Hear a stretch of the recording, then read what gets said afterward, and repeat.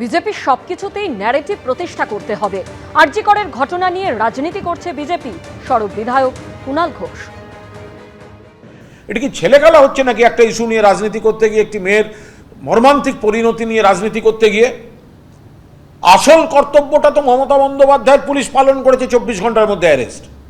আপনারা গেছেন তিনটে কোর্ট, মহামান্য আদালত, trial court, high court, supreme court, তিনটে গুরুত্বপূর্ণ কোর্ট এই গোটা বিষয়টা মনিটর করেছে, দেখেছেন, খতিয়ে দেখেছেন, শুনানি হয়েছে। কোথাও তো কেউ আপত্তির কথা বলেননি। তাহলে সিবিআইও তদন্ত করেছে, আবার পুলিশ তদন্ত করবে। সিবিআইও বিজেপির, পুলিশও বিজেপির। অর্থাৎ ওনাদের যে ন্যারেটিভ, যেন তেন প্রকারে সেই ন্যারেটিভটাকে প্রতিষ্ঠা করতে হবে। এটা কি করে হতে পারে? আইনে এটা একটা জোরজুলুম হয়ে যাচ্ছে না? আরজিকর মেডিকেলে চিকিৎসকের ধর্ষণ খুনের তদন্তে এবার আরজিকর মেডিকেলে পৌঁছলো বিশেষ তদন্তকারী দল।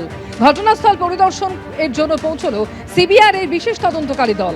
আরজিকর মেডিকেলে নতুন তদন্তকারী অফিসার সন্দীপনী গর্গ এবং সিবিআই এর জয়েন্ট ডিরেক্টর অনুরাগ কুমার তারা পৌঁছলেন আরজিকর মেডিকেলে।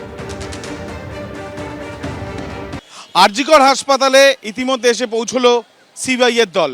আমরা জানি আদালতের নির্দেশে নতুন করে এই তদন্তের প্রক্রিয়া শুরু করা হয়েছে এবং জয়েন্ট ডিরেক্টরের তত্ত্বাবধানে সন্দীপনী গর্গ, যিনি তদন্তকারী আধিকারিক, তাকে আমরা দেখছি এবং তারা এই তদন্ত করার জন্য ইতিমধ্যে আরজিকরের যে ক্রাইম সিন সেটা পরিদর্শন করার জন্য তাদের তরফ থেকে কিন্তু ইতিমধ্যে আসা হয়েছে এবং আমরা দেখছি জয়েন্ট ডিরেক্টর সহ যারা অন্যান্য আধিকারিকরা রয়েছেন এবং এই যে এসআইটি গঠন করা হয়েছে 3 সদস্যের, সেই এসআইটির টিম তারা এসছেন এবং তার সাথে সাথে আমরা দেখলাম যে তদন্তকারী আধিকারিক সন্দীপনী গর্গ তিনি সহ অন্যান্য আধিকারিকরা তারা একেবারে সরাসরি চলে যাচ্ছেন যে ঘটনাস্থল, যেখানে এই ঘটনা ঘটেছে বা যেখানে মনে করা হচ্ছে যে বিল্ডিংয়ের যে জায়গাতে এই ঘটনা থেকে ঘটনার বিষয় নিয়ে সূত্র মিলতে পারে, সেই জায়গাতে ফের পরিদর্শনে তারা আগে থেকে পুলিশ এসে উপস্থিত, সিআইএসএফের টিমকেও আমরা দেখছি। সব মিলিয়ে এই যে আরজিকরের ঘটনা, তারপর যে স্ট্যাটাস রিপোর্ট ইতিমধ্যে আদালতে জমা দিয়েছে সিবিআই, সেই স্ট্যাটাস রিপোর্ট জমা দেওয়ার পর আদালতের তরফ থেকে যে নির্দেশ দেওয়া হয়েছে যে তদন্ত করে দেখবে সিবিআই, যেমনটা সিবিআই জানাচ্ছিল আদালতের স্ট্যাটাস রিপোর্টেও, সেই পরিপ্রেক্ষিতে কিন্তু ফের এসে পৌঁছেছে সিবিআই দল, সেটাই আমরা দেখতে পেলাম। ক্যামেরায় অভিজিৎ দাসের সাথে আবির দত্ত, এবিপি আনন্দ।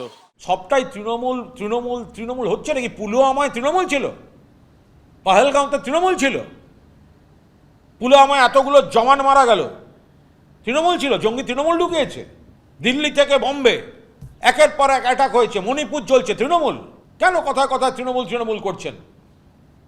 একটা খারাপ লোক ঢুকে পড়লে আমাদের ফেডারেল স্ট্রাকচার, এই রাজ্য ও রাজ্য মুভ করলে তাকে থামাবার দায়িত্বটা কার? সেন্ট্রাল ইন্টেলিজেন্সের দায়িত্ব কার? সেন্ট্রাল ইন্টেলিজেন্সের।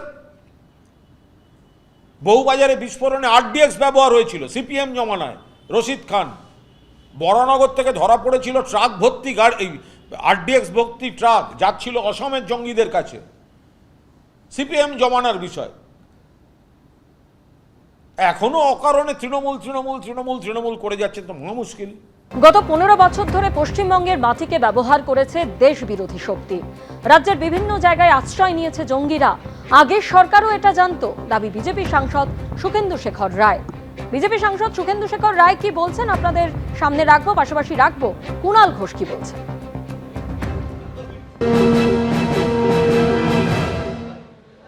এর আগেও পশ্চিমবাংলায় গত 15 বছরে বারবার অভিযোগ উঠেছে এবং কিছু কিছু তথ্য এবং মানুষজন ধরাও পড়েছে, যেখান থেকে জানা গেছিল যে এখানে দেশ বিরোধী শক্তি কাজ করছে বাংলার মাটি থেকে। বিশেষ করে পাকিস্তানি জঙ্গি দল, তারা শেল্টার নিচ্ছে বিভিন্ন জায়গায় এবং খাগড়াগড় কাণ্ড থেকে পরবর্তীকালে অনেকগুলো জায়গায় এগুলো প্রমাণ কেন্দ্রীয় এজেন্সি পেয়েছে এবং তখনকার রাজ্য সরকারও সেটা জানত।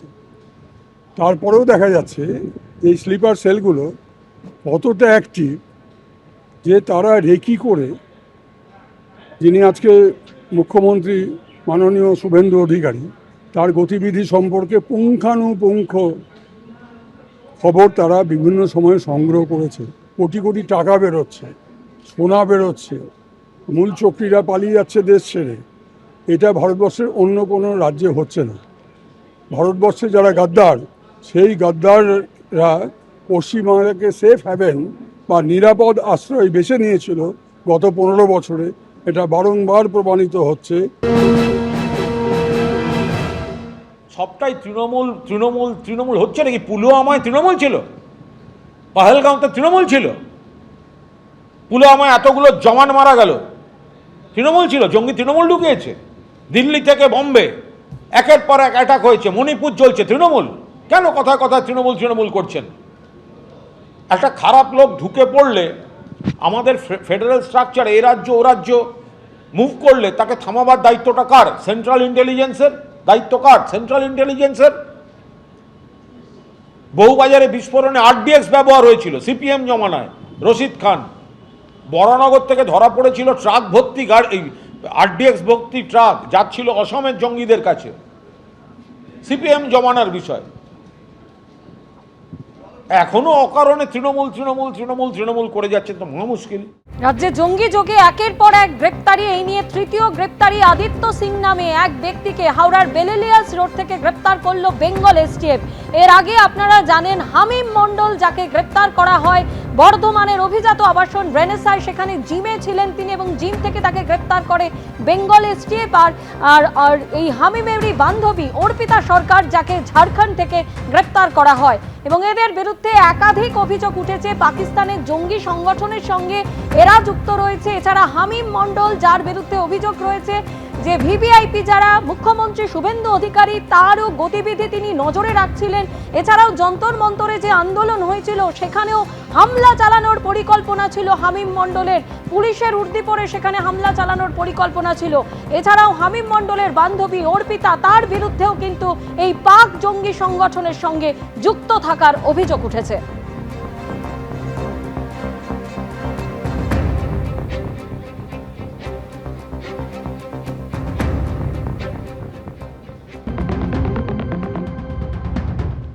যে একটা যে মৌমাছির চাক থাকে সেরকম ভাবে হানিকম মেথড এরা করে।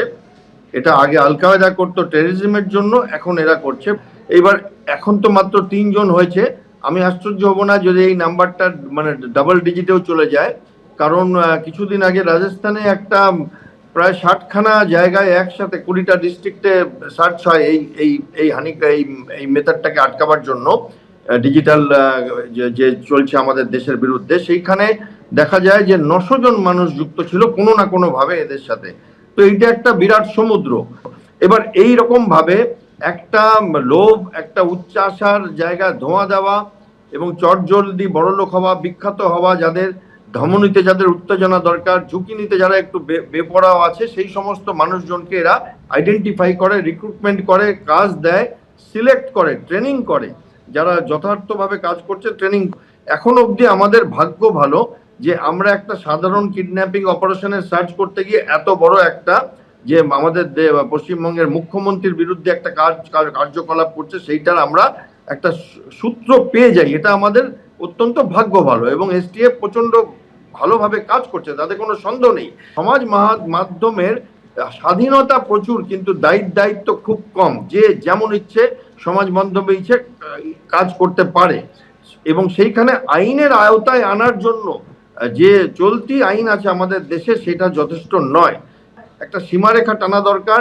সোশ্যাল মিডিয়াতে যে যেমন ইচ্ছে ফেসবুক অ্যাকাউন্ট খুলছে, কোনো তার নাম নেই, কোনো তার আইডেন্টিফিকেশন নেই এবং অ্যাকাউন্টেবিলিটি নেই। এবং সেইখানে জিরো অ্যাকাউন্টেবিলিটি থাকলে যা হবার সেটাই হচ্ছে। দেশের শত্রুরা সে তার সুযোগ নিচ্ছে। আগে আমরা দেখেছিলাম জ্যোতি মালহোত্রার মতো মানুষেরা এগিয়ে এসেছিল, এখন আমরা এদেরকে দেখতে পাচ্ছি। এরা নতুন প্রজন্মের আমাদের জন্য নতুন একটা চ্যালেঞ্জ ছুড়ে দিচ্ছে। এবিপি আনন্দ, এগিয়ে থাকে, এগিয়ে রাখে।